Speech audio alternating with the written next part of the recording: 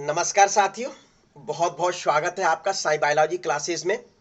आज आप और हम लोग मैकेनिज्म ऑफ एंजाइम एक्शन यानी एंजाइम किस एक्शन में एंजाइम किस प्रकार से कार्य करता है, सेल के अंदर कैसे पहुंचता है, वहां किस प्रकार से कार्य करके मुख्य रूप से उस फिजियोलॉजिकल प्रोसेस को संचालित करने में हेल्प करता है, ये चीज पर चर्चा करेंगे।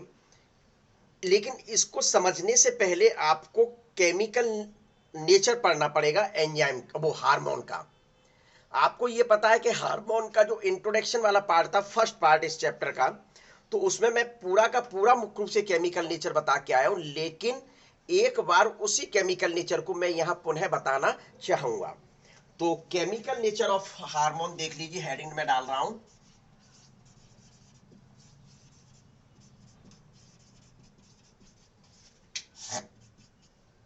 Chemical nature of hormone. तो क्या होता है केमिकल नेचर हार्मोन का? हार्मोन का केमिकल नेचर से तात्पर्य है कि हार्मोन काय के बने होते हैं। हार्मोन पेप्टाइड नेचर के होते हैं, पॉलीपेप्टाइड नेचर के होते हैं, प्रोटीन नेचर के होते हैं, अमीनो एसिड डेरिवेटिव्स होते हैं, स्टीरॉइड्स नेचर के होते हैं, आयोडोथायरोनिन नेचर के मुख्य रूप से होते हैं, कई प्रकार के होते हैं। तो वही चीज मैं बताने जा रहा हूं। देखिए, पेप्टाइड,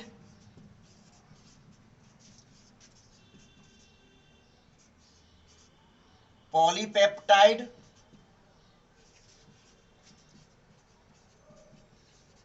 और प्रोटीन, ये कौन कौन से जो हार्मोन है वो इस नेचर के मुख्य रूप से होते, ये आपको आना चाहिए।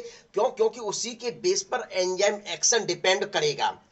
तो यहां जैसे इंसुलिन हार्मोन में नहीं लिखूंगा क्योंकि मुख्य रूप से हार्मोन ही चल रहा है, तो इस वजह से इंसुलिन, ग्लूकेगॉन,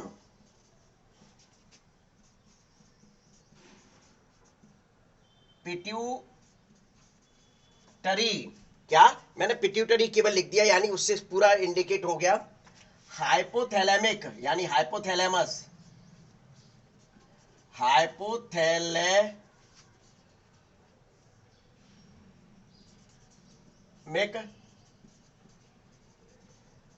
हार्मोन। ठीक है, तो ये जो हार्मोन है ये मुख्य रूप से किस नेचर के हैं? पेप्टाइड नेचर के, पॉलीपेप्टाइड नेचर के, प्रोटीन नेचर के मुख्य रूप से होते हैं। पहली चीज तो ये। दूसरी चीज,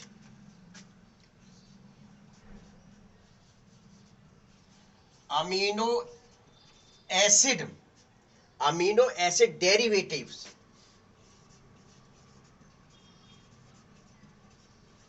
तो इसमें आप जान लें एपिनेफ्रिन, जो एडिनल ग्लैंड द्वारा, एडिनल ग्लैंड के मेडुला वाले भाग के द्वारा जो सीक्रेट होता है उसको कहा जाता है एपिनेफ्रिन हार्मोन, वह इसके अंतर्गत मुख्य रूप से आता है। तीसरा जो हार्मोन होता है वह है स्टीरॉइड यानी फैट सॉल्युबल विटामिन। आ गए फैट सॉल्युबल, सॉरी विटामिन नहीं, हार्मोन्स जो जल में घुलनशील नहीं होते, वो सिर्फ और सिर्फ वसाव से प्रेम करते हैं। किससे प्रेम करते? फैट या लिपिड से मुख्य रूप से प्रेम करते, वो इसके अंतर्गत आते हैं। तो इसमें मुख्य रूप से कौन कौन से हार्मोन? कॉर्टिसोल, अपने आप में बहुत बड़ा नाम है इस हार्मोन का, अपने आप में बहुत बड़ा नाम है इस हार्मोन का, ये ध्यान में रखना। टेस्टोस्टेरोन, ईस्ट्रोजन, प्रोजेस्टेरोन, ये जो हार्मोन है ये हार्मोन मुख्य रूप से आपके जो है वो किस नेचर के होते हैं? स्टीरॉइड नेचर के होते हैं। नंबर 4 जो आता है आयोडोथायरोनिन्स, आयोडोथायरोनिन्स हार्मोन है। ये मुख्य रूप से जो थायराइड ग्लैंड से जो सीक्रेट हार्मोन होते हैं वह इसके अंतर्गत आते हैं। अब आपको प्रश्न करना है कि सर आपने ये चीज जब पहले बता चुके, इंट्रोडक्शन करा चुके, इंट्रोडक्शन में बता चुके, तो आप यहां क्यों बता रहे हैं? उसका रीजन मैं बता रहा हूं, क्योंकि हार्मोन जब एक्शन करता है किसी सेल पर, टारगेट सेल पर या टारगेट टिश्यू पर एक्शन करता है, तो वह अलग अलग नेचर के हिसाब से करता है। जो वाटर सॉल्युबल हार्मोन्स होते हैं उनके लिए रिसेप्टर अलग प्रकार के होते हैं और दूसरी प्लेस पर स्थित होते हैं, और जो फैट सॉल्युबल विटामिन हार्मोन्स होते हैं उनके लिए रिसेप्टर मोस्टली न्यूक्लियस में प्रेजेंट होते हैं, जबकि वाटर सॉल्युबल जो हार्मोन्स होते हैं उनके लिए मुख्य रूप से जो रिसेप्टर है वह प्लाज्मा प्लाज्मा मेम्ब्रेन पर मुख्य रूप से पाए जाते हैं। कहां पाए जाते हैं? प्लाज्मा मेम्ब्रेन पर पाए जाते हैं। इस वजह से नेचर बताना पड़ा। अब ये दो जो पॉइंट है ये आपके यहां मैं बात कर दूं तो ये वाटर सॉल्युबल है, ये कौन से है? वाटर सॉल्युबल है। और ये दो नीचे के जो है ये जो है वह फैट सॉल्युबल है। ये दो हार्मोन जो है थर्ड और फोर्थ नंबर के फैट सॉल्युबल है, जबकि फर्स्ट और सेकंड नंबर के जो है वह वाटर सॉल्युबल हार्मोन है, वाटर सॉल्युबल हार्मोन है। तो इनके लिए प्लाज्मा मेम्ब्रेन पर रिसेप्टर पाए जाएंगे, इनके लिए प्लाज्मा मेम्ब्रेन पर रिसेप्टर पाए जाएंगे। ऐसे रिसेप्टर को मेम्ब्रेन बाउंड रिसेप्टर कहा जाता है, मेम्ब्रेन बाउंड रिसेप्टर कहा जाता है। और इनके लिए सेल के अंदर जो न्यूक्लियस होता है, केंद्रक होता है, उस केंद्रक में मुख्य रूप से रिसेप्टर पाए जाते हैं, उस केंद्रक में रिसेप्टर पाए जाते हैं जिन्हें मुख्य रूप से इंट्रासेलुलर रिसेप्टर के नाम से जाना जाता है, इंट्रासेलुलर रिसेप्टर के नाम से जाना जाता है। तो ये चीज आपको पढ़ना है सबसे पहली बात। तो आप ये चीज समझ चुके कि केमिकल नेचर क्या होता है, इसी नेचर के बेस पर ये हार्मोन किस प्रकार से रिएक्ट करेंगे, ये रिसेप्टर के अंदर कैसे प्रवेश सेल के अंदर करेंगे, ये किस प्रकार से प्रवेश करेंगे, उसके ऊपर डिपेंड करता है। अब ये सभी को पता है कि जो प्लाज्मा मेम्ब्रेन होती है, देखिए मैं एक ही डायग्राम के माध्यम से यहां बताना चाहता हूं, फिर अलग अलग मैं बताऊंगा। देखिए ये क्या है, किसी सेल की प्लाज्मा मेम्ब्रेन है, ये इसका टारगेट ऑर्गन है, टारगेट सेल्स है किसी हार्मोन के लिए। विशेष ध्यान रखना, टारगेट सेल्स है ये किसी हार्मोन के लिए। यदि ये वाले फर्स्ट और सेकंड नंबर के हार्मोन जैसे ब्लड से रिलीज होकर सेल के अंदर प्रवेश करना चाहते हैं या कार्य करने के लिए प्रवेश करना चाहते हैं, तो यही इसके लिए रिसेप्टर पाए जाते हैं। इस प्लाज्मा मेम्ब्रेन पर यही रिसेप्टर पाए जाते हैं और ये इसी प्लेस पर मुख्य रूप से जुड़ जाते हैं। ये लीजिए रिसेप्टर ने मुख्य रूप से जुड़ गए, तो इनको मुख्य रूप से क्या कहा गया? मेम्ब्रेन बाउंड रिसेप्टर के नाम से जाना जाता है, मेम्ब्रेन बाउंड रिसेप्टर के नाम से जाना जाता है। विशेष ध्यान रखें, ये मेम्ब्रेन बाउंड जो रिसेप्टर है वो सेल के अंदर प्रवेश नहीं करते हैं। इनको मुख्य रूप से ये जो हार्मोन जैसे इससे जुड़ते हैं, ये हार्मोन को क्या कहा जाता है? प्राइमरी मैसेंजर कहा जा रहा है। क्या कहा जा रहा है? प्राइमरी। अभी मैं अलग से बताऊंगा, ये मैं इन शॉर्ट में बता रहा हूं एक ही डायग्राम। प्राइमरी मैसेंजर ये अंदर प्रवेश करते तो एक केमिकल रिलीज करते, यानी सेकेंडरी मैसेंजर बनाते हैं। सेकेंडरी मैसेंजर के रूप में मुख्य रूप से आपके कैल्शियम आयंस हो सकते हैं, या फिर ये कहा जाए CAM हो सकते हैं, या फिर CGMP हो सकते हैं। क्या हो सकते हैं? CGMP मुख्य रूप से हो सकती है, CMP जैसे है तो CGMP मुख्य रूप से हो सकती है, आपके DAG हो सकती है, कुछ भी हो सकती है जो मुख्य रूप से आपके सेकेंडरी मैसेंजर के रूप में कार्य करते हैं, और वह जाकर अंदर मुख्य रूप से फिजियोलॉजिकल, क्या, बायोकेमिकल एंड फिजियोलॉजिकल रेस्पॉन्स को मुख्य रूप से करने का कार्य करते हैं। अब लेकिन ये कौन से थे? ये वाले कौन से थे? Water soluble. ये कौन से हैं? Water soluble. अब स्वाभाविक है फैट सॉल्युबल थर्ड और फोर्थ नंबर के, ये लिखा हुआ थर्ड और फोर्थ नंबर के, ये फैट सॉल्युबल है। ये सीधे सीधे ये हार्मोन, ये वाला हार्मोन अंदर प्रवेश करता है। क्यों प्रवेश कर जाता है? क्योंकि ये प्लाज्मा जो मेम्ब्रेन है वह लिपिड की बनी हुई है, प्रोटीन भी होता है, ये विशेष ध्यान रखें, लेकिन मोस्टली लिपिड जो पाया जाता है, तो लिपिड इससे प्रेम कर रही है क्योंकि फैट सॉल्युबल हार्मोन्स हैं, तो ये प्रेम कर रही, तो इसके अंदर ये न्यूक्लियस पाया जाता है। ये हार्मोन जो है, ये हार्मोन यहां अंदर प्रवेश किया, अब ये अंदर प्रवेश कर जाता और अंदर पाए जाने वाले रिसेप्टर से जुड़ जाता है। न्यूक्लियस के रिसेप्टर से मुख्य रूप से जुड़कर उनके क्रोमोसोम या मुख्य रूप से जीनोम या जीन्स पर एक्शन करता है, यानी कि ये जीन एक्सप्रेशन का कार्य दर्शाता है। ये वाले जीन एक्सप्रेशन का कार्य मोस्टली दर्शाने का कार्य करते हैं। इस प्रकार से एंजाइम अपनी क्रिया को संचालित करते हैं। अब अलग से इसको ले लीजिए एक स्क्रीनशॉट। अब मैं दो भागों में डिवाइड करके मैं बताने जा रहा हूं। चलिए, ले लिया। अब मैं आपको वास्तव में जो अपनी हेडिंग डली हुई मैकेनिज्म ऑफ हार्मोन एक्शन, ये तो अभी टेलर था, पिक्चर पूरी बकाया है। ये तो टेलर था, पिक्चर पूरी अभी आपके सामने आनी है, तो देख लीजिए कैसे पिक्चर आएगी। तो सबसे पहले मुख्य रूप से ये आपको ध्यान में रखना, hormone effect on target tissue.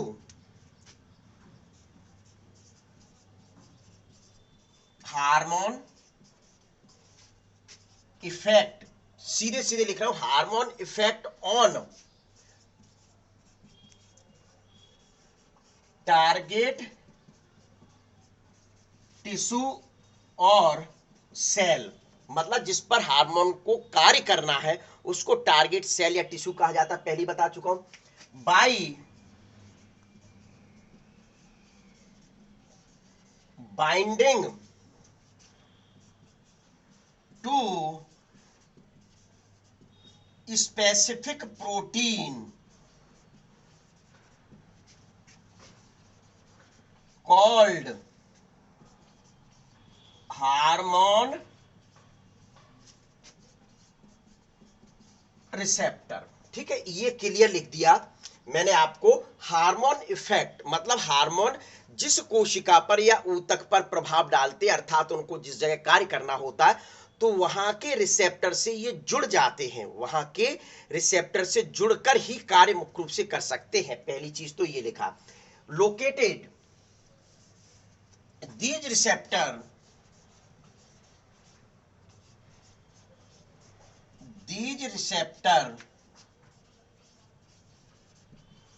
located in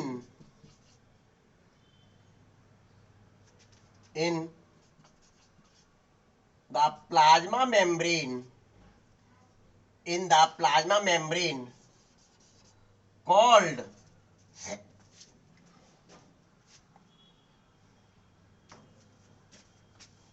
located on करो यहां, on the plasma membrane called membrane bound receptor. आप अच्छे ढंग से समझ लें कि क्या लिखा हुआ है, कि ये कोई सेल है, इस सेल पर ये रिसेप्टर पाए जा रहे हैं, ये रिसेप्टर पाए जा रहे हैं, इनको क्या लिख दूं मैं, रिसेप्टर। ठीक है, अब जब 1 नंबर के और 2 नंबर के यानी कि वाटर सॉल्युबल हार्मोन जैसे यहां आते हैं, सपोज दैट ये हार्मोन है वाटर सॉल्युबल, ये इस पर जाता है तो यहां एक ये लीजिए। ठीक है, तो इसने क्या किया, इनसे जुड़ गए तो उसी को क्या कह दिया, called plasma membrane bound receptor. इनको क्या कहा गया, मेम्ब्रेन बाउंड रिसेप्टर कहा जाता। ये विशेष ध्यान रखना इन वालों को, क्योंकि मेम्ब्रेन को चारों ओर से घेरे हुए हैं। अब यदि जो न्यूक्लियस के अंदर रिसेप्टर पाए जा रहे हैं फैट सॉल्युबल के लिए, किसके लिए बच्चों, फैट सॉल्युबल के लिए, जो न्यूक्लियस के अंदर पाए जा रहे हैं, इन रिसेप्टर को इंट्रा सेलुलर रिसेप्टर कहा जाता है। जब ये हार्मोन, फैट सॉल्युबल हार्मोन इसके अंदर प्रवेश करके यहां प्रवेश करता है, तो जब इस रिसेप्टर से जुड़ता है, बाइंड करता है, देखिए यहां बाइंड किया तो इसको क्या कह दिया, मेम्ब्रेन बाउंड रिसेप्टर कहा। जब इससे जुड़ता है तो उसको क्या कहा जाता है, हार्मोन, उसको क्या मुख्य रूप से जाना जाता है, हार्मोन रिसेप्टर बनी संरचना को कॉम्प्लेक्स कहा जाता है। यानी ये जो संरचना बनी, इसको क्या कहा गया, हार्मोन इससे जुड़ गया, रिसेप्टर से जुड़ा, तो उसको संगठित रूप से क्या कह दिया, कॉम्प्लेक्स नाम दे दिया गया। तो ये एक चीज आपको ध्यान में रखना है, ठीक है। तो यही चीज मेरे द्वारा आपको लिखी गई है, यही चीज मेरे द्वारा आपको लिखी गई है। तो सीधे सीधे क्या कर सकते हैं, which hormone interact with plasma membrane, ऐसे भी कह सकते हैं, those hormone interact with plasma membrane normally do not enter. अभी चलिए मैं अलग से बता दूंगा, ठीक है। तो ये चीज पहले आप इसको अच्छे ढंग से समझ लीजिए कि हार्मोन टारगेट टिश्यू पर या सेल पर कार्य कर रहे हैं, उसके स्पेसिफिक ये बाइंड कर गए रिसेप्टर से, तो ऐसे को क्या कहा गया, प्लाज्मा मेम्ब्रेन से जो बाइंड करते हैं उनको क्या कहा गया, मेम्ब्रेन बाउंड रिसेप्टर। एंड यही मैं लिख रहा हूं, and those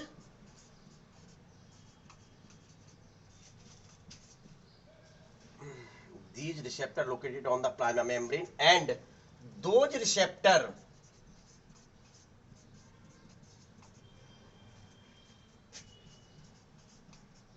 present in nucleus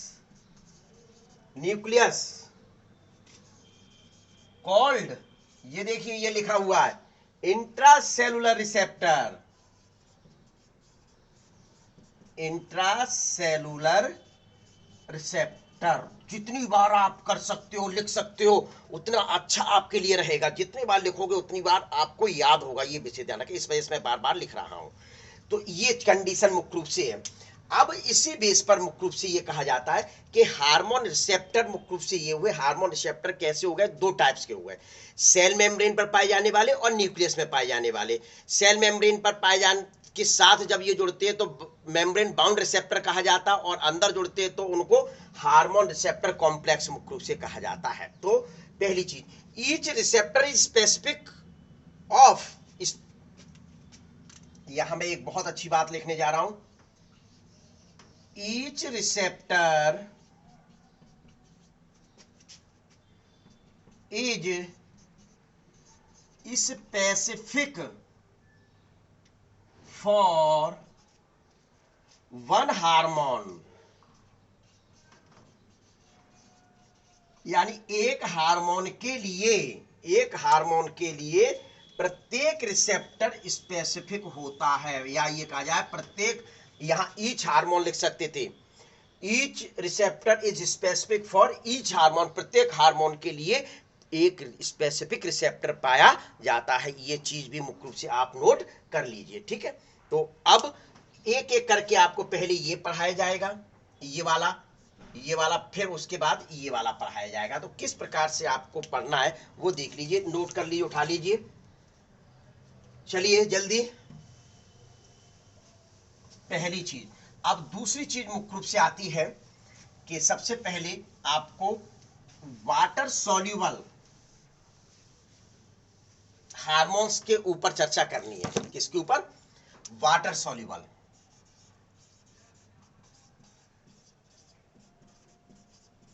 water soluble से मतलब है जो पेप्टाइड नेचर के, पॉलीपेप्टाइड नेचर के, प्रोटीन नेचर के and amino acid derivatives nature के होते हैं, वो किस प्रकार से एक्शन करते हैं उनके बारे में चर्चा करनी है। तो ये बच्चों आपको पता है क्या, ये क्या है, ब्लड वेसल्स है।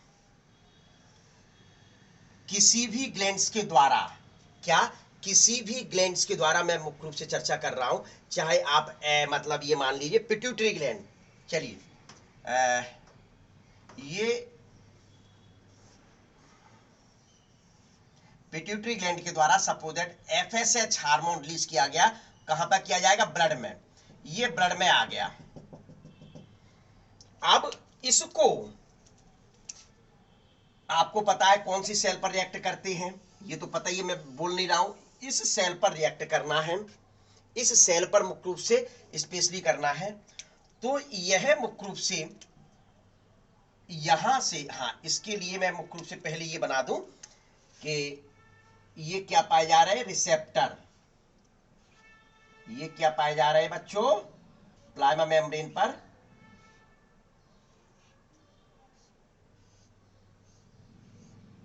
रिसेप्टर पाए जा रहे हैं। ये अब ये हार्मोन यहां से रिलीज हो रहा है, मतलब रिलीज तो यहां से हो गया सीक्रेट। अब ब्लड वेसल्स, ये क्या है, यहां मैं लिख दूं ब्लड वेसल्स, इन शॉर्ट में लिख दिया वीबी, वीबी ब्लड वेसल्स। ब्लड वेसल्स से इंटरसेलुलर स्पेस से होते हुए कहां पहुंचा, यहां पहुंच गया, यहां पहुंच गया, यहां पहुंच गया, यहां पहुंच गया, इन रिसेप्टर्स पे पहुंच गया। पहली बात तो ये, आप इसको, ये जो हार्मोन जा रहा है इनको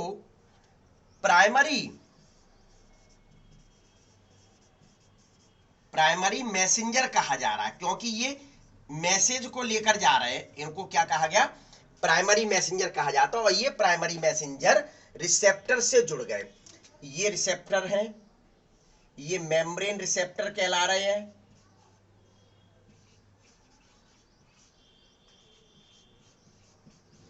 मेम्ब्रेन रिसेप्टर से जुड़ गए। अब जुड़ने के फलस्वरूप जो बनता है वह क्या, मेम्ब्रेन बाउंड रिसेप्टर। मतलब सीधे ये जो संरचना बनी, ये हार्मोन्स वाली, ये इसको मेम्ब्रेन बाउंड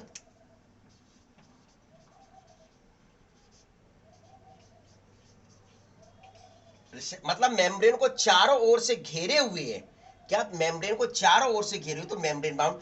विशेष ध्यान रखें, ये जुड़ इससे गए हैं, कॉम्प्लेक्स बन चुका, हार्मोन रिसेप्टर कॉम्प्लेक्स बन चुका है। लेकिन ये ध्यान में आपको रखना है, ये आपको ध्यान में रखना है, ये हार्मोन रिसेप्टर कॉम्प्लेक्स कह सकते हैं सिंपल वे में, कोई समस्या नहीं है। ये इंटरसेलुलर है, ये मेम्ब्रेन बाउंड रिसेप्टर है, और ये न्यूक्लियस के अंदर पाए जाएंगे, वो आगे मैं बताऊंगा। तो इसको hormone complex, hormone receptor complex कहा जा सकता है।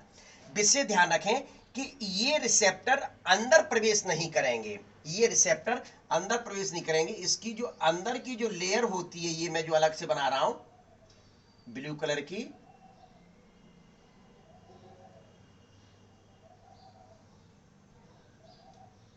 ये रिसेप्टर इस हार्मोन को लेकर अंदर प्रवेश नहीं करेंगे, यहां से एक केमिकल रिलीज करेंगे। ये केमिकल रिलीज किया, जिनको सेकेंडरी, जिनको क्या कहा गया,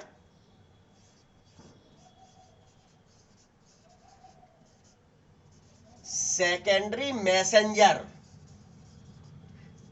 ये सेकेंडरी मैसेंजर मैसेज को लेकर जा रहा है, ये सेकेंडरी मैसेंजर मैसेज को लेकर मुख्य रूप से जा रहा है, ये जा रहा है सेकेंडरी मैसेंजर। अब क्या करेगा, ये सेकेंडरी मैसेंजर है, ये मुख्य रूप से क्या कर रहा है, बायोकेमिकल,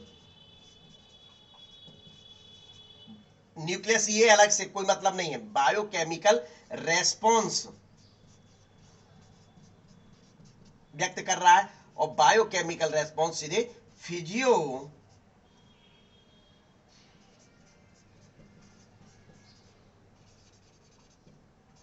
केमिकल रेस्पॉन्स,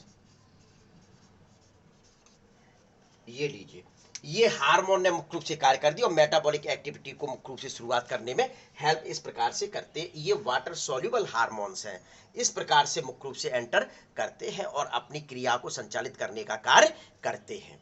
ये पहली चीज आपको अच्छे ढंग से ध्यान में रखना है। तो मैं इसके लिए कुछ लिखने जा रहा हूं, देखिए क्या लिख सकता हूं। ये सेकेंडरी मैसेंजर कौन कौन से होते हैं, ये चीज मैं बताने जा रहा हूं। पहले इनके लिए भाषा में लिख दूं, उतार लेना ये बच्चों, hormone bound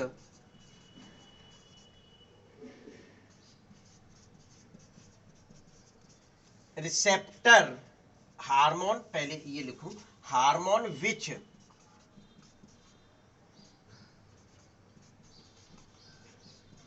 interact with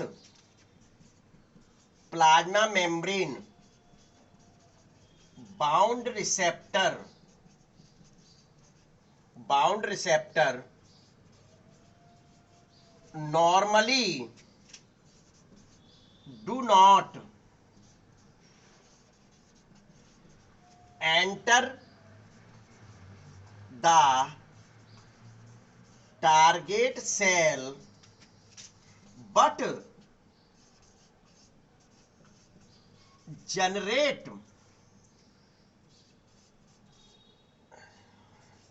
secondary messenger. मैंने क्या बताया कि ये हार्मोन इस रिसेप्टर से जुड़े, लेकिन ये रिसेप्टर अंदर प्रवेश नहीं किया, तो वही चीज लिखा हुआ है, अंदर प्रवेश नहीं किया, इसने सेकेंडरी मैसेंजर को जनरेट कर दिया। तो सेकेंडरी मैसेंजर को, ये मैंने लिखा है सेकेंडरी मैसेंजर है, सेकेंडरी मैसेंजर को मुख्य रूप से जनरेट किया। तो यही लिखा हुआ है कि but generate secondary messenger hormone which interact with plasma membrane. Way hormone जो प्लाज्मा मेम्ब्रेन से इंटरेक्ट होते हैं, क्रिया करते हैं। बाउंड रिसेप्टर नॉर्मली, नॉर्मली जरा मली दूर दूर लिख दिया, पास पास लिख दूं, normally do not enter the target. अब देखिए ये इससे बाउंड हुए, ये सामान्यतः अंदर प्रवेश नहीं करते बट जनरेट सेकेंडरी मैसेंजर, लेकिन सेकेंडरी मैसेंजर को जनरेट करते हैं। अब ये सेकेंडरी मैसेंजर कौन कौन से होते हैं, ये रटना है, नीट के लिए बहुत ही महत्वपूर्ण है, नीट के लिए बहुत ही महत्वपूर्ण है, रटना है, आपको ये ध्यान में रखना है सेकेंडरी मैसेंजर कौन कौन से हैं। तो देख लीजिए,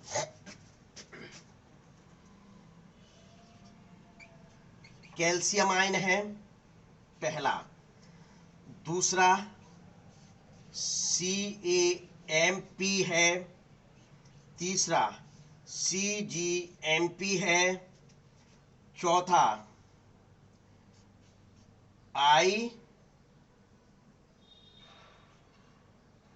IP3 है, पांचवा DAG है। तो ये आपको रटने हैं, विशेष ध्यान देना है, ये आपको रटने हैं। तो कैल्शियम आयन जानते हैं, CAMP की फुल फॉर्म में बता दूं क्या होती है, साइक्लिक एडिनोसिन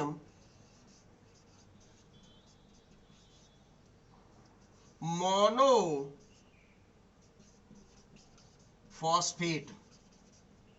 ठीक है, ये हो गई। CGMP की क्या है,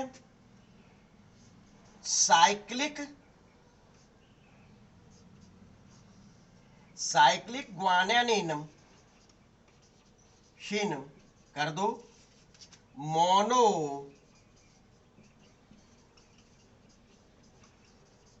फॉस्फेट। दिखाई दे रहा है, बिल्कुल दिखाई दे रहा है। IP3 की मुख्य रूप से क्या होती है, इनोसिटॉल फॉस्फेट, इनोसिटॉल फॉस्फेट होता है। DAG, डैग की फुल फॉर्म क्या होती है ये देख लीजिए, डाईएसाइल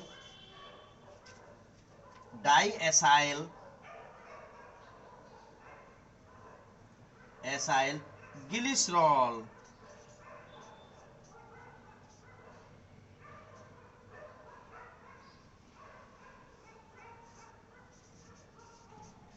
ग्लिसरॉल, डाईएसाइल ग्लिसरॉल मुख्य रूप से इसकी फुल फॉर्म होती है। तो इसको चाहो तो मैं हिंदी में लिखे देता हूं, जिससे बच्चा सही ढंग से समझ ले। डाईएसाइल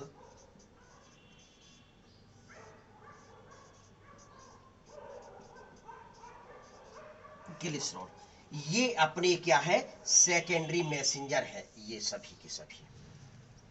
ये सेकेंडरी मैसेंजर मुख्य रूप से किस प्रकार से मेटाबॉलिक एक्टिविटी को रिएक्ट करते हैं, क्या, रेगुलेट सेलुलर मेटाबॉलिज्म, यानी कि यही सेकेंडरी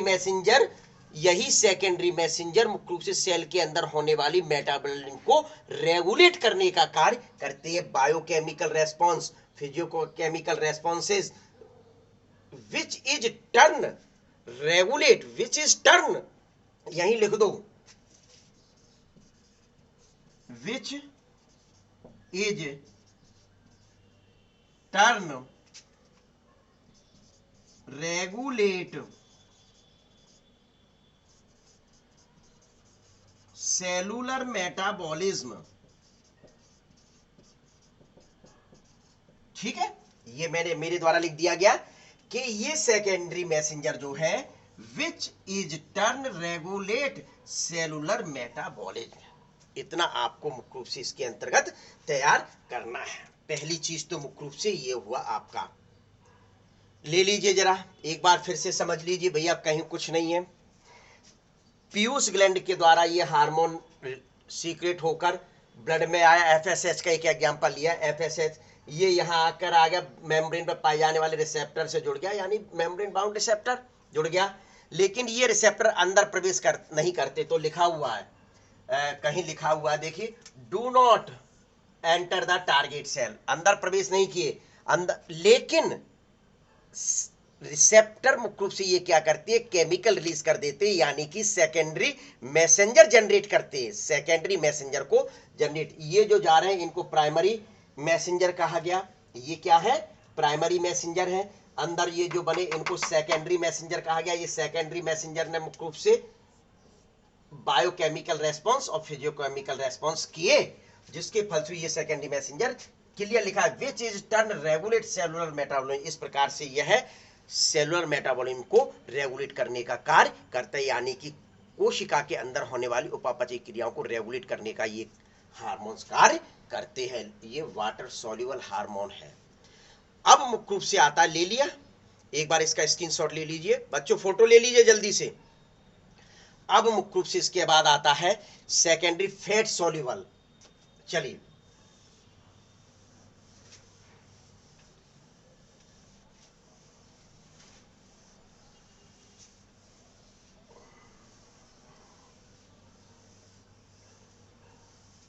देखिए, फैट सॉल्युबल के लिए मुख्य रूप से क्या कंडीशन बताई जाती है। क्या फैट सॉल्युबल के लिए, सपोज दैट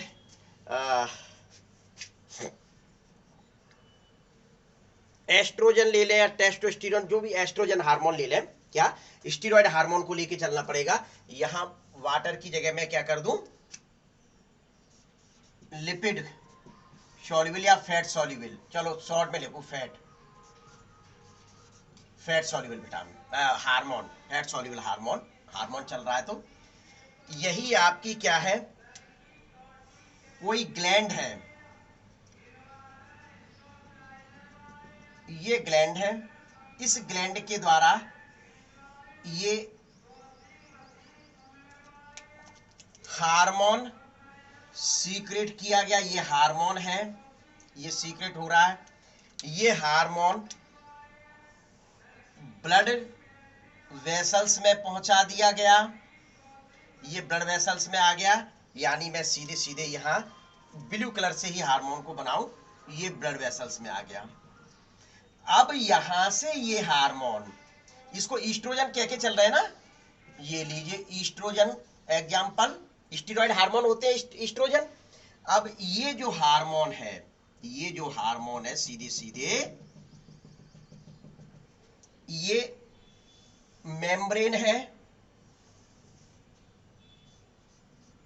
लिपिड की, तो बहुत प्यार करती है, ये सीधे सीधे ये कहती है कि तू तो आ जा, मेरा ही सदस्य, कमरे में एंट्री कर जा, चप्पल मत उतार, जूता मत उतार, तू तो सीधे सीधे आ जा, बिल्कुल खुले हुए। और दूसरा कोई होता है दूसरे घर का, तो भैया किसी के सहारे आना पड़ता है। समझ में आया कि नहीं आया, तो ये कंडीशन है। अब ये जो हार्मोन है, ये हार्मोन के लिए जो रिसेप्टर पाए जाते हैं वो प्लाज्मा मेम्ब्रेन पर नहीं पाए जाते, ये न्यूक्लियस पर पाए जाते हैं। ये पूरी सेल है, ये सेल मेम्ब्रेन में लिख रहा हूं यहां पर, सेल मेम्ब्रेन, ये न्यूक्लियस है। न्यूक्लियस में इसके लिए ये रिसेप्टर पाए जा रहे हैं, जिनको इंट्रा सेलुलर रिसेप्टर कहा जा रहा है। क्या कहा जा रहा है, इंट्रा सेलुलर रिसेप्टर कहा जाता है। और ये क्या चीज है, ये क्रोमोसोम है। क्या है, क्रोमोसोम है। देखिए अब कैसे ये कार्य करता है, ये मुख्य रूप से हार्मोन इससे प्लाज्मा मेम्ब्रेन से होते हुए अंदर प्रवेश करता है और जाकर न्यूक्लियस में प्रवेश कर जाता है। और न्यूक्लियस के रिसेप्टर जो इंट्रासेलुलर, क्योंकि इसके लिए रिसेप्टर मुख्य रूप से कहां पाए जाते हैं, न्यूक्लियस में ही पाए जाते हैं, ये विषय ध्यान देना। ये हार्मोन्स के लिए रिसेप्टर न्यूक्लियस में ही पाए जाते हैं और मोस्टली जीन एक्सप्रेशन और क्रोमोसोम पर कार्य करते हैं, मोस्टली जीन एक्सप्रेशन और क्रोमोसोम पर कार्य करते हैं। ये इससे जुड़ गया, तो इसको क्या जुड़ने के बाद जो संरचना बनी, इस स्ट्रक्चर को ये क्या कहा गया, ये पूरी की पूरी स्ट्रक्चर ये क्या कहा गया, हार्मोन रिसेप्टर कॉम्प्लेक्स। यानी रिसेप्टर से हार्मोन जुड़ गया तो उसी को नाम दे दिया हार्मोन रिसेप्टर कॉम्प्लेक्स।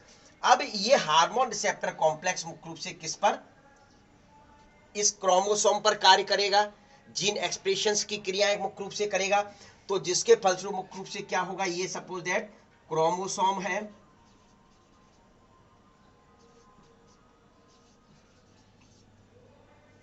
बड़े बड़े अक्षरों में लिखा जाए, क्रोमोसोम, ठीक है। क्रोमोसोम एमआरएनए से प्रोटीन और प्रोटीन से physiological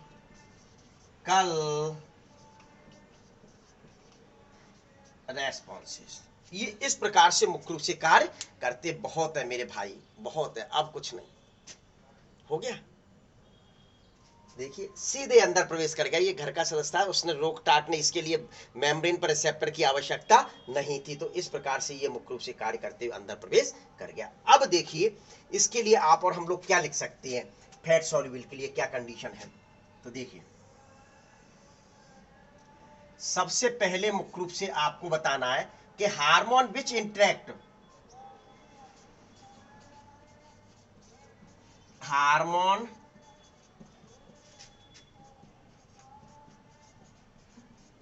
which interact with intracellular, अभी सब और बताता हूं, लिखने के बाद भी बताता हूं, इंट्रासेलुलर रिसेप्टर लाइक, मतलब कौन कौन से हार्मोन हो सकते हैं, इनके लिए है स्टीरॉइड एंड आइडोथायरोनिन्स, ये ब्रैकेट में लिख दिया गया, क्लियर। किन के लिए, hormone which interact with intracellular receptor, तो कौन कौन से, स्टीरॉइड हार्मोन और आइडोथायरोनिन हार्मोन, मोस्टली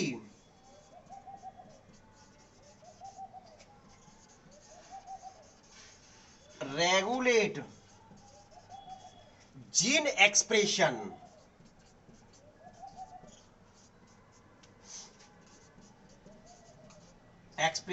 और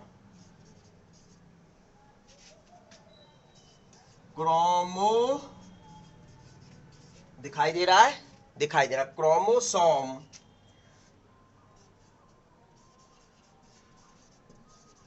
फंक्शन, ठीक है। Chromosome function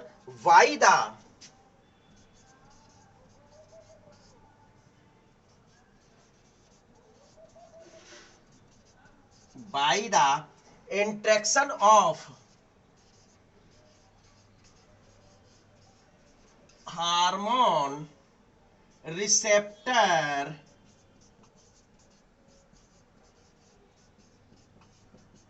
complex. चलिए ये लिख दिया गया, अब समझ लीजिए, देखिए यहां से ये बहुत महत्वपूर्ण है, देखिए कि विच इंटरेक्ट विथ इंट्रासेलुलर रिसेप्टर, ऐसे हार्मोन जो ईस्ट्रोजन हार्मोन यानी स्टीरॉइड नेचर के हार्मोन है, ये किस नेचर के, स्टीरॉइड नेचर के हार्मोन है।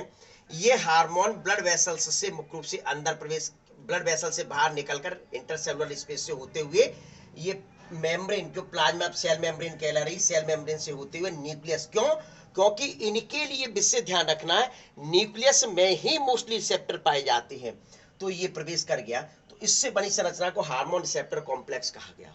ये हार्मोन, तो वही चीज लिखा है, hormone which interact with intercellular receptor, ये जो रिसेप्टर है इनको क्या कहा जा रहा है, इंटरसेलुलर रिसेप्टर कहा जा रहा है। ये हार्मोन ने इसके साथ इंटरेक्ट किया, हार्मोन रिसेप्टर कॉम्प्लेक्स बनाया, ये बन गया हार्मोन रिसेप्टर कॉम्प्लेक्स।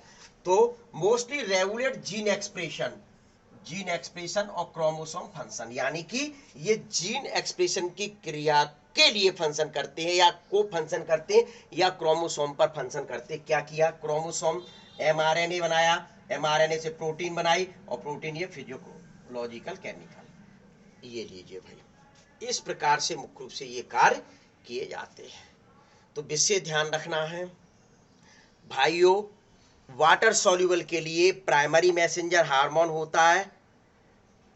जब ये प्राइमरी मैसेंजर रिसेप्टर से जुड़ जाता है, अंदर प्रवेश नहीं करता है रिसेप्टर, एक केमिकल रिलीज करता है, यानी सेकेंडरी मैसेंजर रिलीज करता है। सेकेंडरी मैसेंजर ही बायोकेमिकल और फिजियोकेमिकल रिएक्शन को संचालित करता है, फिजियोलॉजिकल। ठीक है, ये चीज ध्यान में रखना है। यानी सेकेंडरी मैसेंजर के द्वारा, जो सेकेंडरी मैसेंजर थे आपके, कैल्शियम है, CAMP है, CGMP है, डैग है, IP3 है, इनको आपको ध्यान में रखना, बहुत महत्वपूर्ण है। पूछे जा सकते कि सेकेंडरी 3 दे दिए, सेकेंडरी मैसेंजर 1 दे दिया कुछ दूसरा, और कह दिया इसमें से सेकेंडरी मैसेंजर कौन सा नहीं है पहचानो, तो आपको पता होना चाहिए ये 5 है, कैल्शियम, CAMP, CGMP, DAG डैग और IP3, ये ध्यान में रख लीजिए। ठीक है, तो इतना आपको पढ़ना है भाई। अच्छा लगे तो लाइक कर दीजिए, फैला दीजिए और सब्सक्राइब।